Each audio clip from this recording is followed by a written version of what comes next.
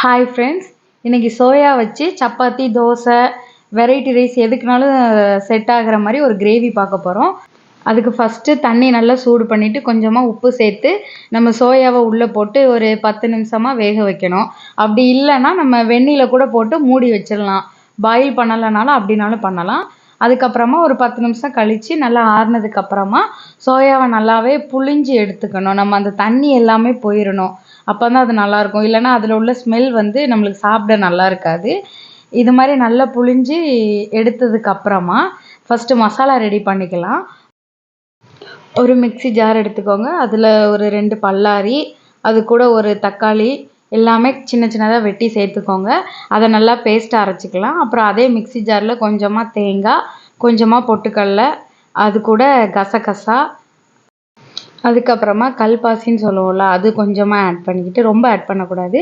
அப்புறமா அந்த நட்சத்திரப்பூ, பட்டை, சோம்பு இது எல்லாமே சேர்த்து நல்லா ஃபைன் பேஸ்ட்டாக அரைச்சிக்கணும். இதுதான் மசாலா. நம்ம கிரேவிக்கு தேவையான 2 மசாலாவையும் ரெடி பண்ணிட்டோம். இதுக்கப்புறமா என்ன பண்ணணும்னா, ஃபஸ்ட்டு ஒரு குக்கர் எடுத்துக்கலாம். குக்கர்னால் நம்ம வந்து விசில் வச்சுட்டா ரெடி ஆயிரும் ஸ்பீடாக. இல்லைன்னா நம்ம வந்து அதை கிண்டிக்கிட்டே ரொம்ப லேட் ஆகும். இதுனா சட்டுன்னு முடிச்சிடலாம். ஒரு குக்கரில் ஆயில் ஆட் பண்ணி பிரிஞ்சி இலை, ஒரு சின்ன கல்பாசி ஆட் பண்ணிக்கணும். ரொம்ப ஸ்பைசி வேணாம். நம்ம வந்து மசாலாக்கும் கொஞ்சம் ஆட் பண்ணியிருக்கனால இல்லை ஒரு பீஸ் ஆட் பண்ணால் போதும். ஒரு துண்டு பட்டை, ஒரு நட்சத்திர பூலையே சின்ன பீஸ் மட்டும்தான் போட்டிருக்கேன். அப்புறமா சோம்பு, கசகசா இது எல்லாமே சேர்த்து நல்லா வதக்கிக்கணும். எல்லாமே நல்லா பொரிஞ்சதுக்கப்புறமா ஒரு பெரிய சைஸ் பல்லாரி எடுத்து சின்னதாக கட் பண்ணி சேர்த்துக்கணும். அது நல்லா ஒரு ப்ரௌன் கலரில் வரணும். அப்போ தான் கிரேவி நல்லா டேஸ்ட்டாக இருக்கணும். கருகிடக்கூடாது. அதுக்கு முந்தின ஸ்டேஜ் அந்த அளவுக்கு நல்லா வதக்கினதுக்கப்புறமா நம்ம ஃபஸ்ட்டு அரைச்சி வச்சுருக்கிற வெங்காயம், தக்காளியை சேர்த்து நல்லா கிண்டணும். கொஞ்சமாக கொதிக்க ஆரம்பித்ததுக்கப்புறமா அது கூட ஜீரகப்பொடி ஒரு 2 ஸ்பூன் ஆட் பண்ணிக்கலாம். அப்புறமா ஒரு டேபிள் ஸ்பூன் மஞ்சள் பொடி, அப்புறம் காரத்துக்கு ஏற்றாப்புல வத்தப்பொடி ஆட் பண்ணிக்கணும். அப்புறம் அது கூட ஒரு 2 ஸ்பூன் மல்லி பொடி ஆட் பண்ணிக்கலாம்.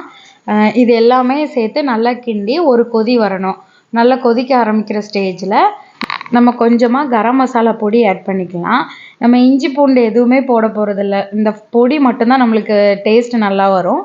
அது கூட தேவையான அளவு உப்பு சேர்த்து நல்லா கிண்டினதுக்கப்புறமா நம்ம அரைச்சி வச்சுருக்கிற தேங்காய் மசாலாவை உள்ளே ஆட் பண்ணிக்கலாம்.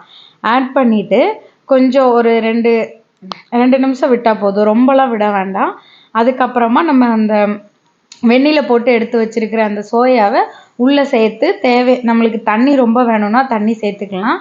இல்லைனா தண்ணி வந்து கம்மியாகவே வச்சுக்கலாம். நான் வந்து ஒரு சின்ன சைஸ் உருளைக்கிழங்கும் ஆட் பண்ணியிருக்கேன். அது வந்து ஆப்ஷனல் தான். உருளைக்கிழங்கு போட்டால் இன்னும் கொஞ்சம் நல்லாயிருக்கும். கிரேவி கொஞ்சம் தண்ணியாக வேணும்னா எக்ஸ்ட்ராவாக தண்ணி சேர்த்துக்கலாம். அவ்வளோதான், வேறு எந்த டிஃப்ரென்ஸும் இருக்காது. கொஞ்சம் கெட்டியாக வேணும்னா கம்மியாக தண்ணி ஆட் பண்ணி குக்கரை நம்ம மூடி ஒரு 2லேருந்து 4 விசில் விட்டோன்னா நல்லா கிரேவி வந்து சூப்பராக ரெடி ஆயிரும். அதுக்கப்புறமா ஃபைனலாக நம்ம மல்லி இலை வந்து தூவி இறக்கிட்டா முடிஞ்சிடும். இதுக்கு தாளிக்கலாம் வேணாம். ஃபைனல் டச்சப்பாக இதுவே சூப்பராக தான் இருக்கும்.